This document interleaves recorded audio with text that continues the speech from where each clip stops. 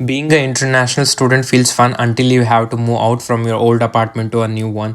ಯಾಕಂದ್ರೆ ಇಲ್ಲಿ ನಮ್ಮ ಹತ್ರ ಕಾರ್ ಇರೋದಿಲ್ಲ, ಏನೂ ಇರೋದಿಲ್ಲ. ಆಬ್ವಿಯಸ್ಲಿ ನಾವು ಪಬ್ಲಿಕ್ ಟ್ರಾನ್ಸ್ಪೋರ್ಟ್ ಮ್ಯಾಗೆ ಡಿಪೆಂಡ್ ಆಗಿರ್ತೀವಲ್ಲ. ಇಷ್ಟು ಎಲ್ಲ ಸಾಮಾನು ಪಬ್ಲಿಕ್ ಟ್ರಾನ್ಸ್ಪೋರ್ಟ್ ತೊಗೊಳೋದು ಅಂದ್ರೆ ಕೆಟ್ಟ ಹೆಡ್ಡೇಕ್ ನೋಡ್ರಿ. ಅದ್ರಾಗ ನಾ ಯಾವ ಲೆವೆಲಿಗೆ ಸಾಮಾನು ತೊಗೊಂಡಿದ್ದೆ ಅಂದ್ರೆ ನಾ ಏನು ಲೈಫ್ ಟೈಮ್ ಇಲ್ಲೇ ಇರುವಂಗೆ ಸಾಮಾನು ತೊಗೊಂಡಿದ್ದೆ. ಬಟ್ ಲಕಿಲಿ ನನ್ನ ಬೆಸ್ಟ್ ಫ್ರೆಂಡ್ ಬಂದು ನನಗೆ ಹೆಲ್ಪ್ ಮಾಡಿದ್ದ, ಫುಲ್ ಪ್ಯಾಕೇಜಿಂಗ್ ಮಾಡಿ ಎಲ್ಲ ಹೆಲ್ಪ್ ಮಾಡಿದ್ದ. ಬಿಕಾಸ್ ಐ ಆಮ್ ಅಲೋನ್, ನನಗೆ ಅನಿಸ್ತಿರ್ಲಿಲ್ಲ ನಾನು ಇಷ್ಟೆಲ್ಲ ಒಬ್ಬನೇ ಮಾಡ್ತೀನಿ ಅಂತ. ಬಟ್ ಲಕಿಲಿ ಅವ ಬಂದು ಎಲ್ಲ ಪ್ಯಾಕ್ ಮಾಡಿ, ಇಬ್ಬರು ಸೇರಿ ಎಲ್ಲ ಪ್ಯಾಕ್ ಮಾಡಿದ್ವಿ. ಮತ್ತು ಇದನ್ನೆಲ್ಲ ನಾವು ಸ್ಟ್ರಾಸೆಬಾರ್ನಿಂದ ತೊಗೊಂಡು ಹೋಗಬೇಕಾಗಿತ್ತು, ಅಂದ್ರೆ ಟ್ರ್ಯಾಮಿಂದ ತೊಗೊಂಡು ಹೋಗಬೇಕಾಗಿತ್ತು. ಎಲ್ಲನೂ ಲೋಡ್ ಮಾಡ್ಕೊಂಡು ಹೋದ್ವಿ.